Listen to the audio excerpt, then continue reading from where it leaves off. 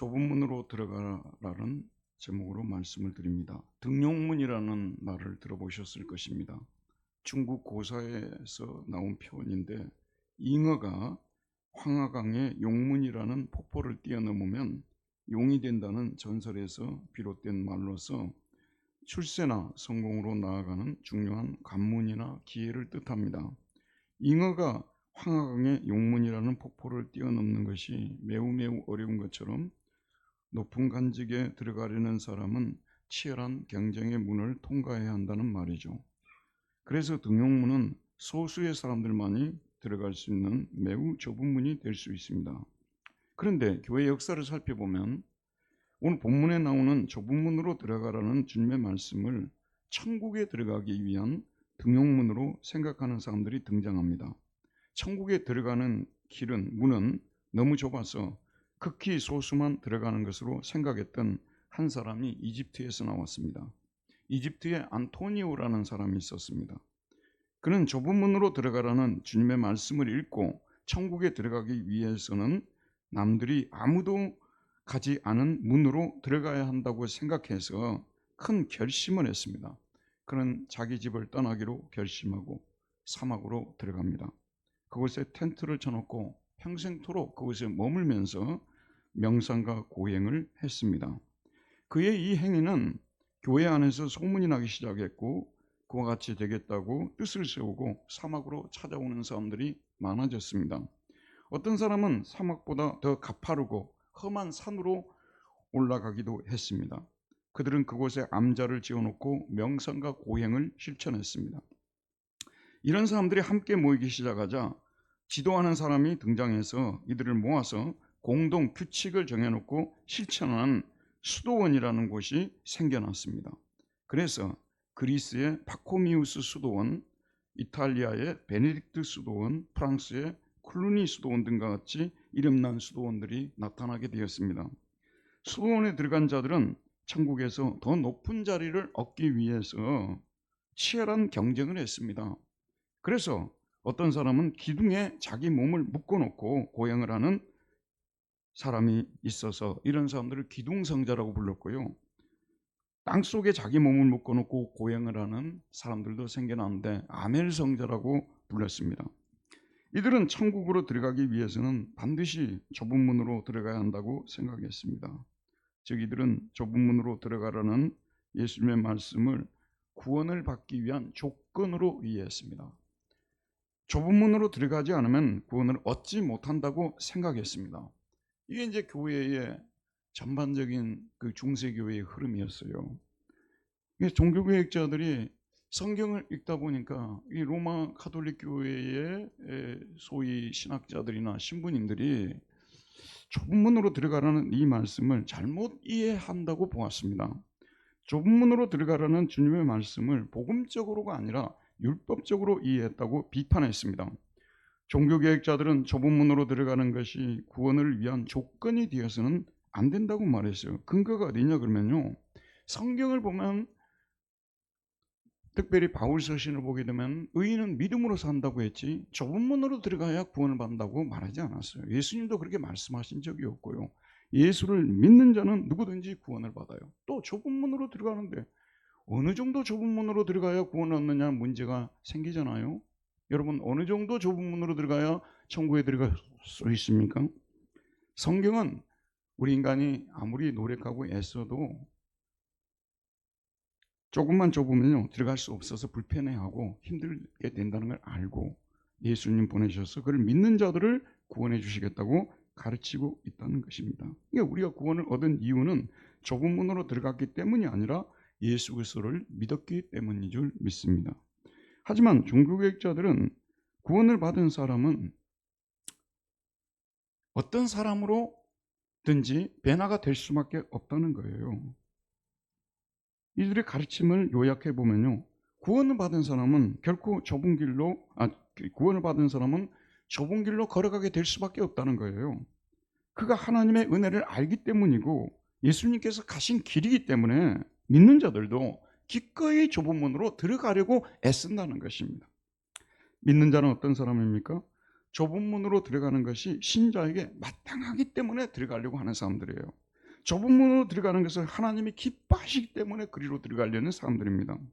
좁은 문으로 들어가야 신자다움을 유지하여 다른 사람들을 전도할 수 있기 때문에 좁은 길로 들어가려고 애쓴다는 것입니다.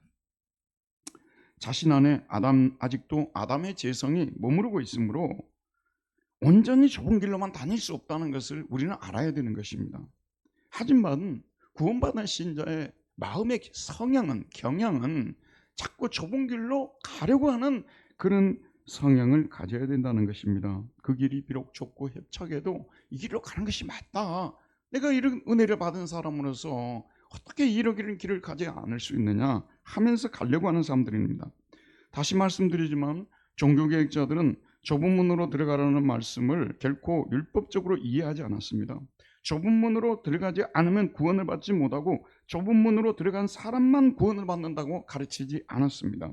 구원은 예수님을 믿음으로만 받는다고 분명히 가르쳤습니다. 저와 여러분도요, 항상 명심해야 돼요. 우리가 잘할 때도 명심하고 못할 때도 명심해야 돼요. 우리 행위의 구원을 갖다가 달아놓으면요, 거기에다가 매달리게 해놓으면요, 구원의 확신을 누구도 가질 수 없습니다.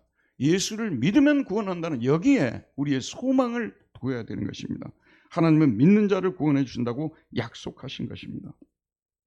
자, 이들이 좁은 문으로 들어가라는 말씀을 이렇게 해석하니 많은 사람들이 천국 가기 위한 전문 학원과 같았던 수도원을 떠나게 되었습니다.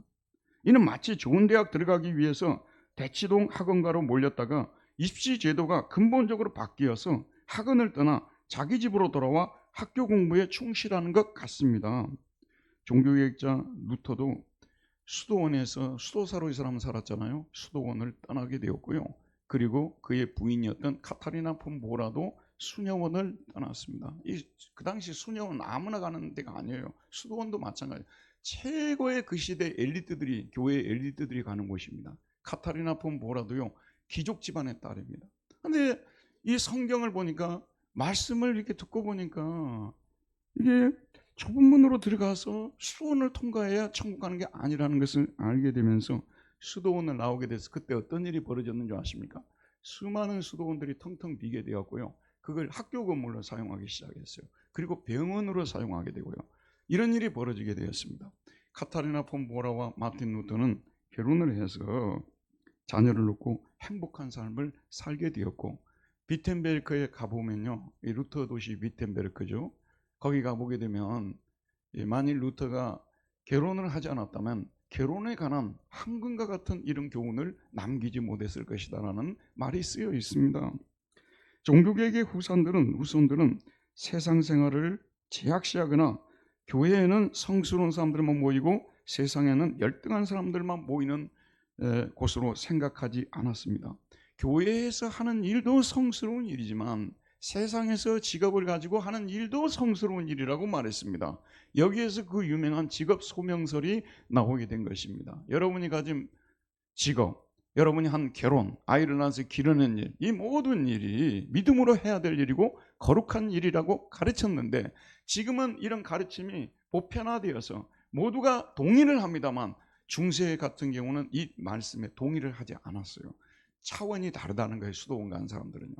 거기는 정말 성스럽다. 나중에 교회 역사에서 수도원을 공부를 해보니까 수도원만큼 돈이 많이 모이는 곳이 없었고요. 수도원만큼 탐욕스러운 것이 없고 수도원만큼 부패한 곳이 없었다는 결론이 이미 다 났습니다. 자, 여러분, 이런 분위기가 종교개혁자들이 이제 16세기에 나타나서 이렇게 직업 소명서를 외치고 성속 개념을 완전히 무너뜨리고 해놨어요. 그런데 영국 사람 존 버년이 17세기에 지난번에 말씀드렸던 철로역정이라는 책을 썼잖아요. 이 철로역정이라는 책이 공전의 히트를 쳤지 않습니까? 그래서 그동안 사라졌던 종교개혁자들은 의인은 믿음으로 산다는 이런 말씀을 유행을 시켰거든요. 그런데 이런 유행이 사라지고 다시 좁은 문으로 들어가야 된다는 이 말씀이 히트를 치기 시작했어요. 그래서 천국에 들어오고자 하는 많은 사람들이 철로역정을 읽고 책의 주인공 크리스찬과 같은 길을 걸으려 했습니다. 이들은 모든 세상적인 문화활동을 멀리하게 되었고, 뭐 춤을 춘다든지, 특별히 춤, 교회에 올 때는요 빨간 옷도 입고 오지 말아야 돼요. 우리 교인들은 빨간 옷을 오늘 돈이 없어서 못 입고 온 것 같아요. 근데 아무도 빨간 옷 입은 사람이 없잖아요. 빨간 옷을 입질 못했어요. 춤도 못 추게 했어요. 그리고 아시는 대로 술, 담배 금지시키고 세상에서 먹고 살기 위해서 꼭 해야만 하는 일만 하고 집으로 돌아가서 기도하고 전도하고 성경 읽고 교회 모임 가는 일에만 전념했습니다.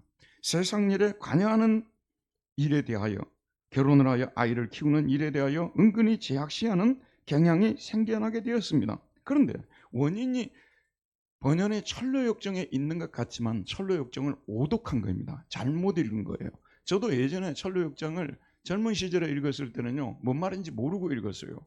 그냥 좁은 문으로 들어가는 그것만 읽었는데, 지난번에 제가 철로역정을 읽으면서 색연필을 많이 칠했더라고요.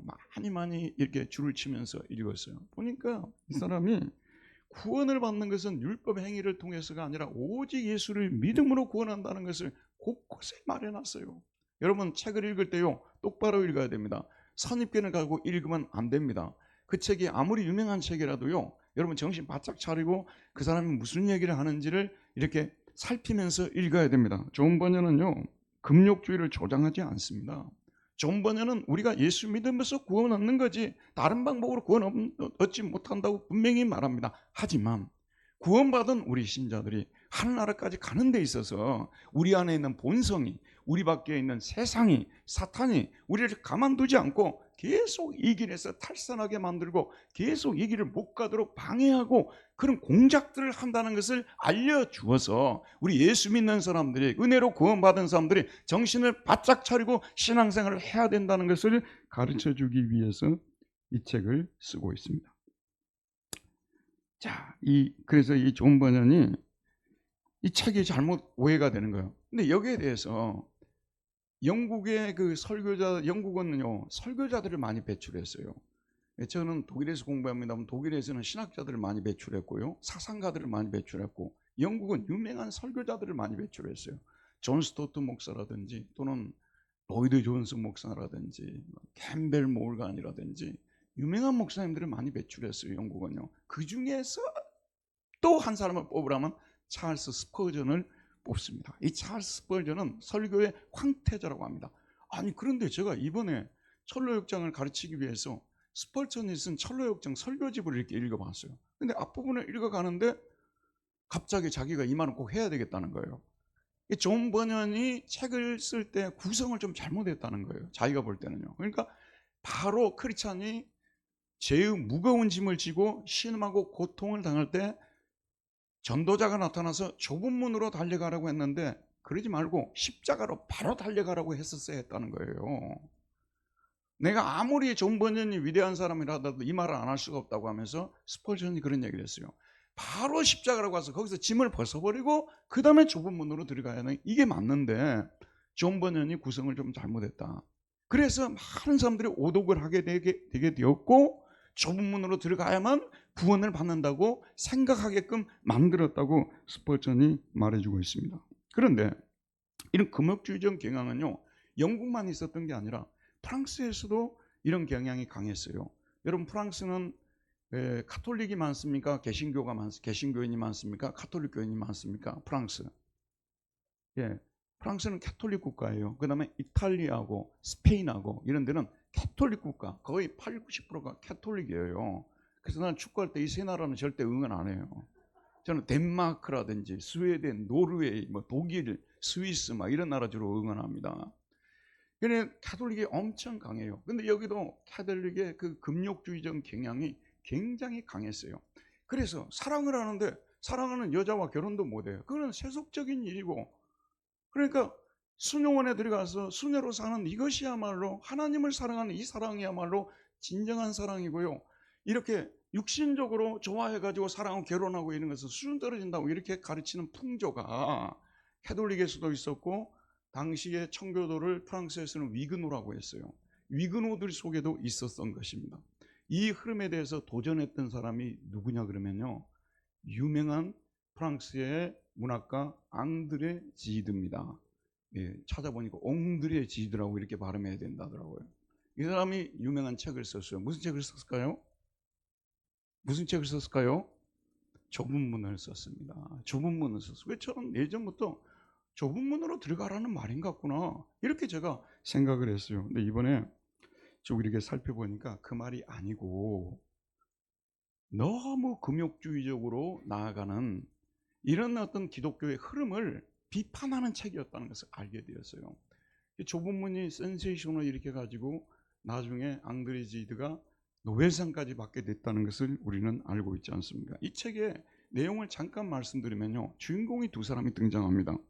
남자는 제롬이고 여자는 엘리사인데 둘이 사촌 관계예요. 제롬의 어머니와 엘리사의 아버지가 남매였기 때문입니다. 그런데 제롬은 엘리사를 보는 순간부터 그녀에게 빠져서 그녀를 죽도록 사랑합니다. 또 알리사도 제롬을 죽도록 사랑합니다. 그러면 둘이 결혼하면 되는 거 아니에요? 하지만 알리사는 제롬의 구원을 계속 거부합니다. 왜 거부했냐고 하면 두 가지 이유가 있어요. 자기가 다니는 마을 교회 목사님이 보티에 목사님이라는 분이 계시는데 이분이 설교할 때 즐겨 설교하는 본문이 좁은 문으로 들어가라는 거예요. 그 시대의 흐름하고 또 맞아떨어졌고, 좁은 문으로 들어가라, 금욕적으로 살아라, 세상 일에 관여하지 말아라, 막 이런 식으로 계속 하다 보니까 이 구원을 거부하게 되고요. 또 한 사람이 네덜란드 사람인데 유명한 책을 쓴 사람이 있어요. 그 사람이 누구냐면 토마스 아켄피스예요. 이 사람이 그리스도를 본받아 이미타치오 크리스티라는 책을 썼어요. 이 책이 뭐냐 그러면 세속 생활을 멀리하고 조용한 곳에 가서 묵상하고 기도하고 그런 삶이야말로 하나님을 기쁘시게 하는 삶이다. 세속적인 일들에 관여하지 말고, 하여튼 여기에 대해서 강조하는 책이에요.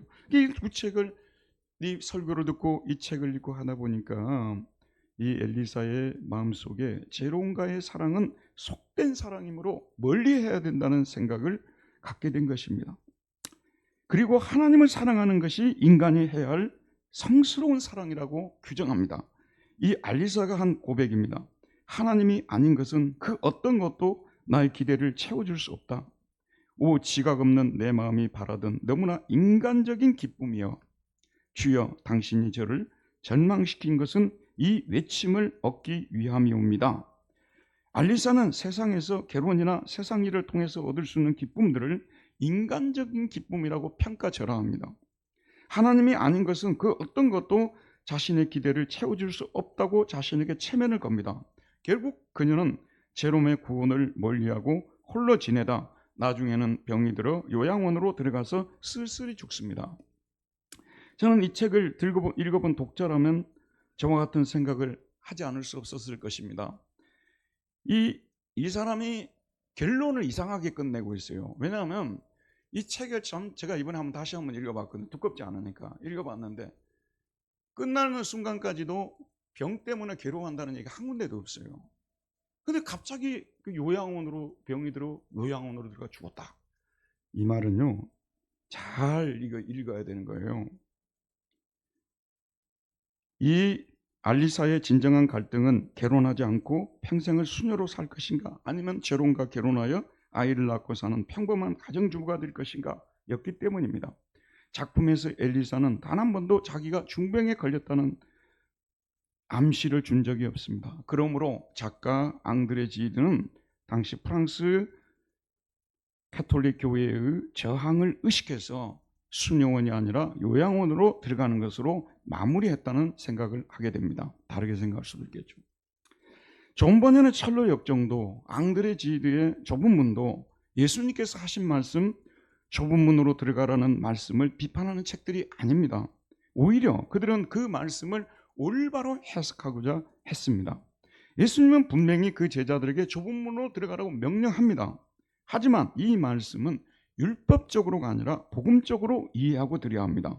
좁은 문으로 들어가는 자만이 구원을 받을 수 있다고 해석하면 안 됩니다. 자, 여러분 저를 주목해 보세요. 마태복음이나 마가복음이나 누가복음, 특별히 예수님이 십자가를 지기 전에 하셨던 설교라든지 그 가르침을 보게 되면 너무나 극단적인 가르침들이 많아요. 그래서 우리가 읽을 때 동의가 안 돼요. 어떻게 이렇게 극단적으로 가르치실까?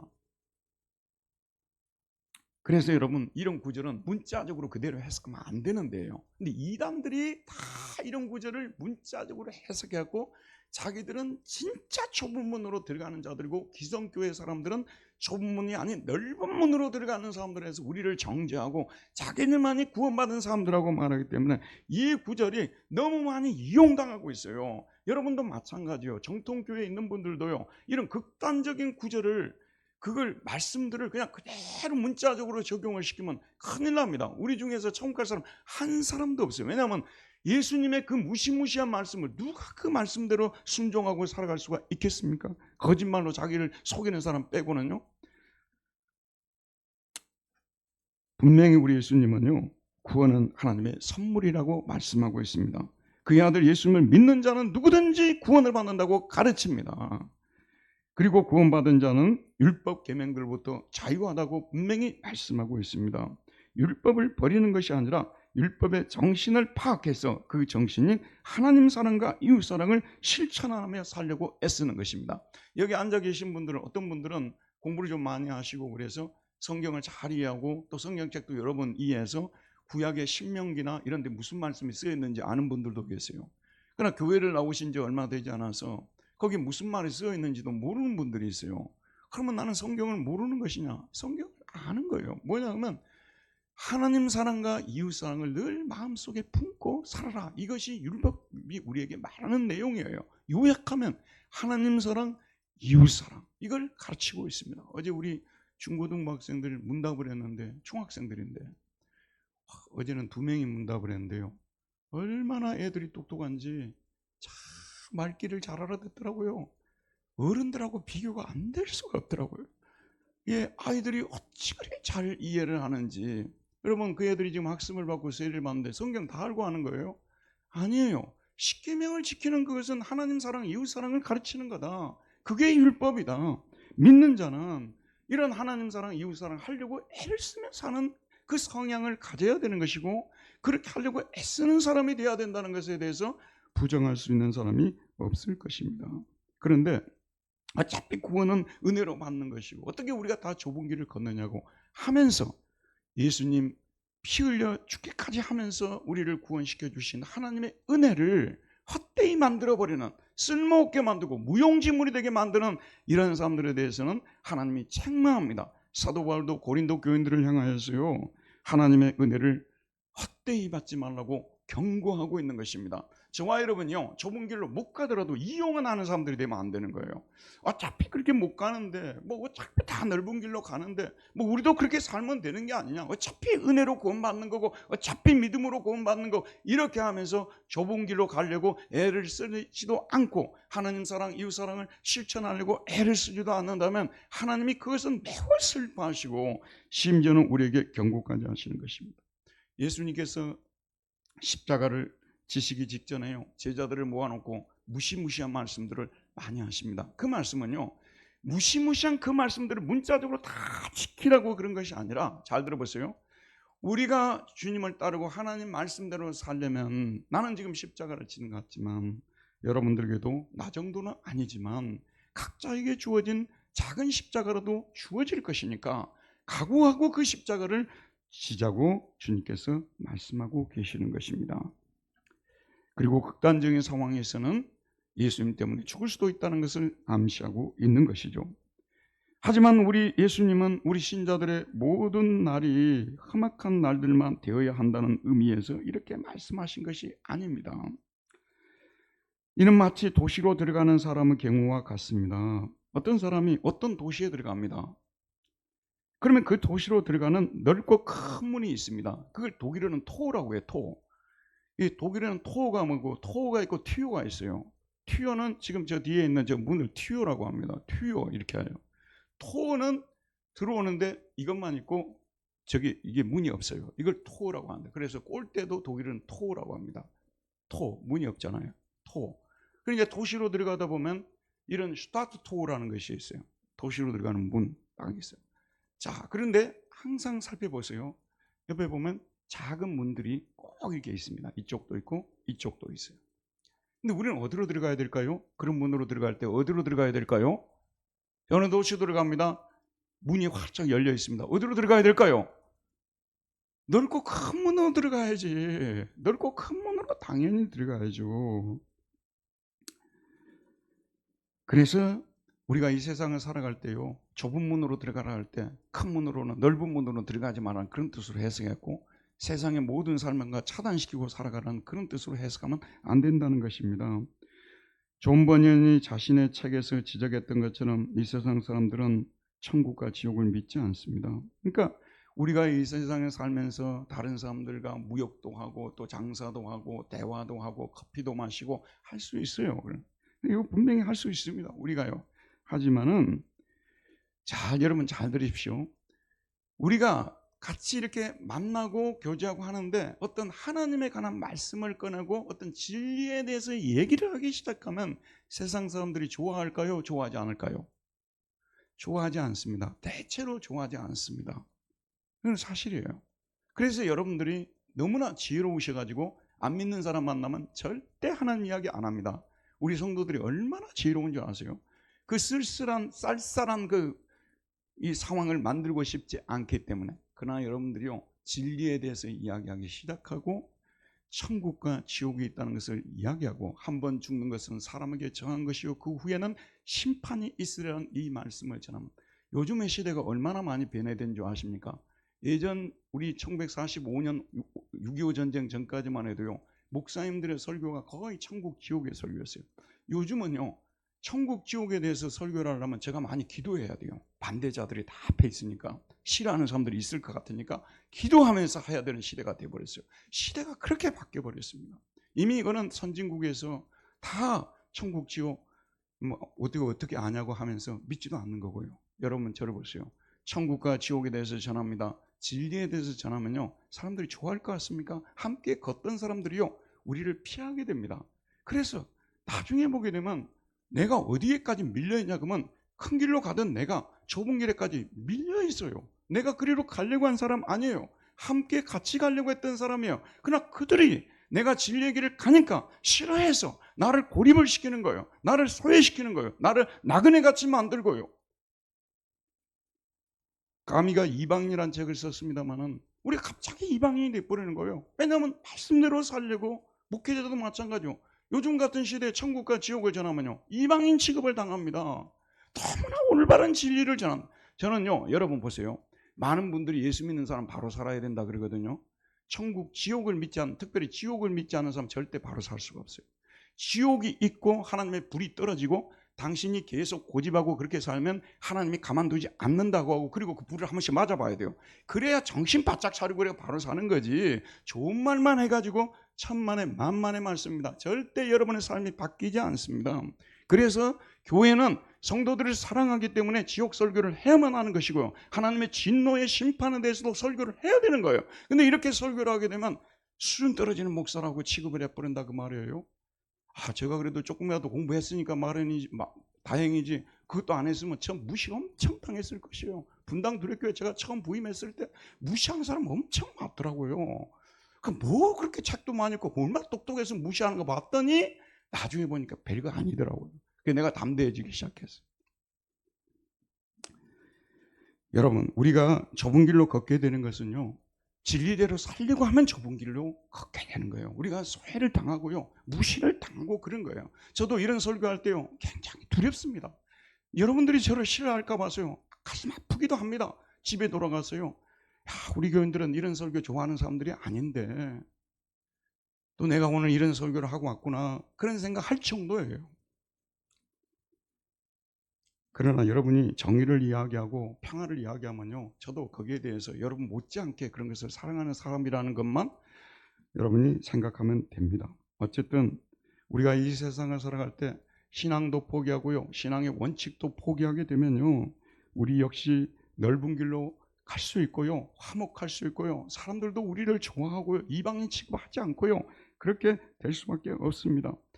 그래서 여러분의 삶이 어떻게 되는 줄 아십니까? 진리대로 살지 않고 신앙 원칙 살게 되면 주일날만 여러분들이 예수 안 믿는 사람과 다른 사람이 되는 거예요. 다른 날은 똑같아요.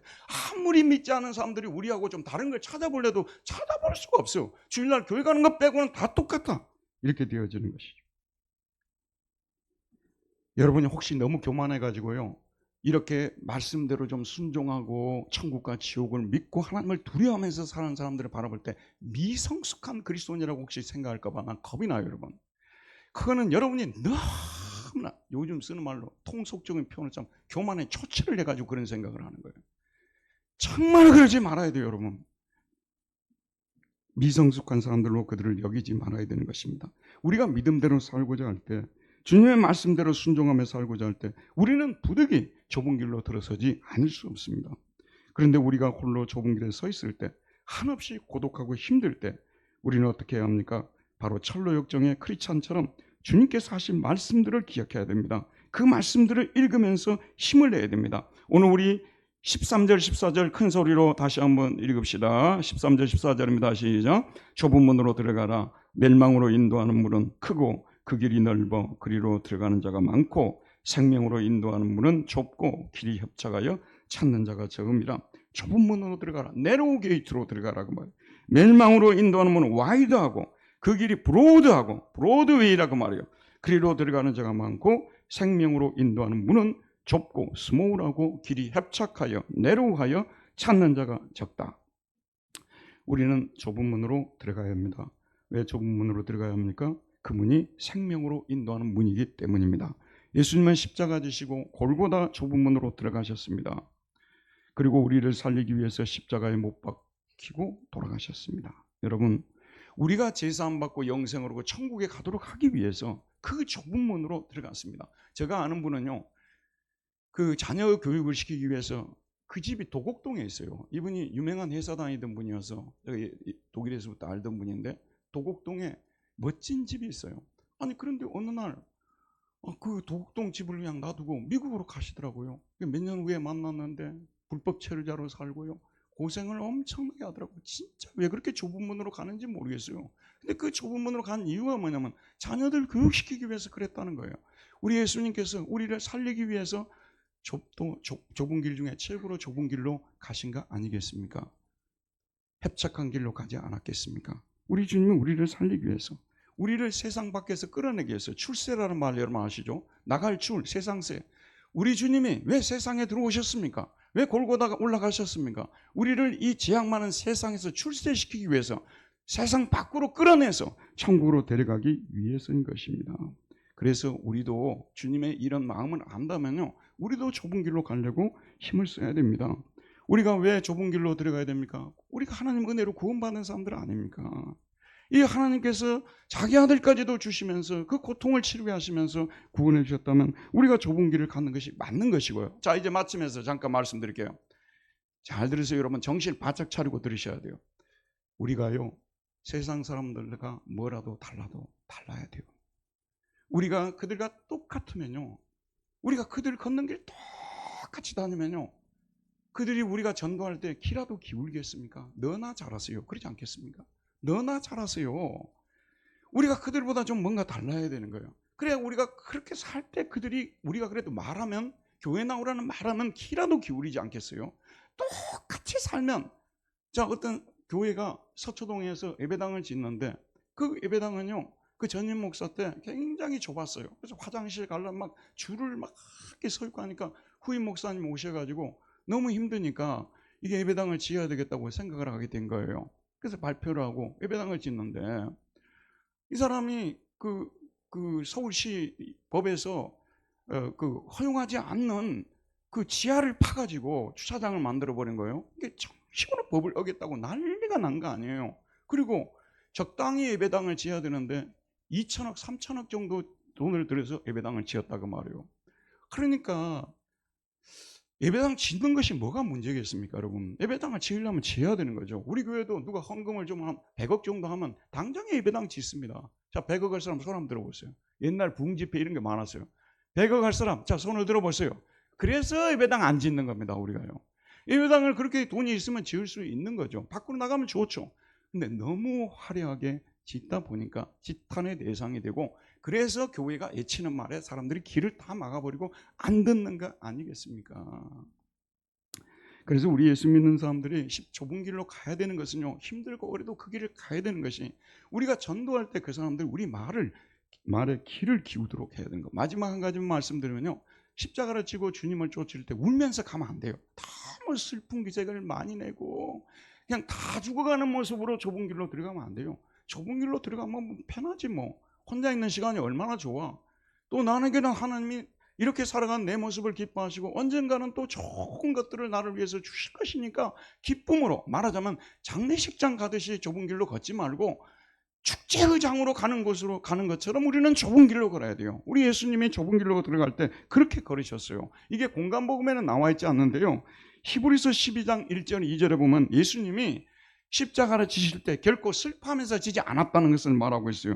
이러므로 우리에게 구름같이 들러싼 헛 증인들이 있으니 모든 무거운 것과 얽매이기 쉬운 죄를 벗어버리고 인내로서 우리 앞에 당한 경주를 하며 믿음의 주요 또 온전케 하신 예수를 바라보자. 그는 그 앞에 있는 기쁨을 위하여 십자가를 참으사 부끄러움을 개의치 아니하시더니 아주 적은 것으로 여겼다 그 말이에요. 하나님 보좌 우편에 앉으시는 게 예수님의 눈에는 뭘 보이냐면, 자, 잘 보세요. 예수님 눈에는 지금 막 저 십자가가 보이고 막 군병들이 보이고 막 빌라도가 보이고 막 이런 게 아니에요. 그 앞에 그를 위해서 준비해 놓으신 하늘의 면류관이 보이는 거예요.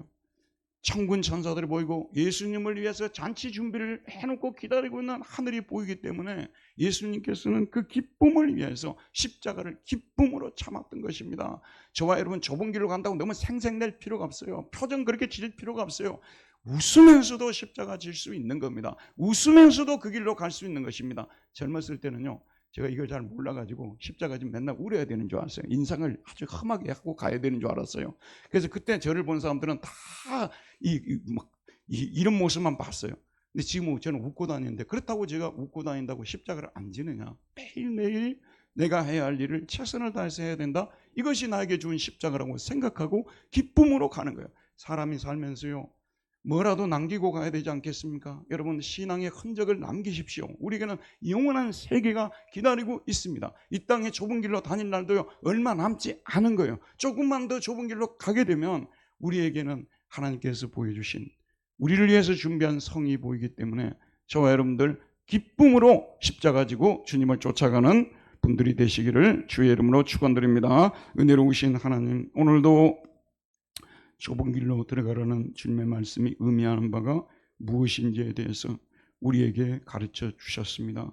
이 말씀을 마음판에 새기고 나를 구원해서 그 영광스러운 이 좁은 길에 서게 하셨다는 사실로 인해서, 나에게 작은 직분이라도 맡겨주셨다는 사실로 인해서, 내가 작은 짐이라도 질 수 있게 만들어주다는 사실로 인해서 감사하고 찬양하고 기쁨으로 십자가를 지고 주님을 쫓아가는 우리 모두가 되게 해주시기를 기도합니다. 우리가 가는 길에는 반드시 생명이 기다리고 있는 문인 줄 믿사오니 여호와 우리 아버지님, 조금이라도 현혹되지 말게 해주시고 남들이 다 가는 길로 가야 되겠다는 생각하지 말게 해주시고 어리석은 자 되지 말고 지혜로운 자들 되게 해주시기를 기도합니다. 예수님 이름으로 기도하였습니다. 아멘.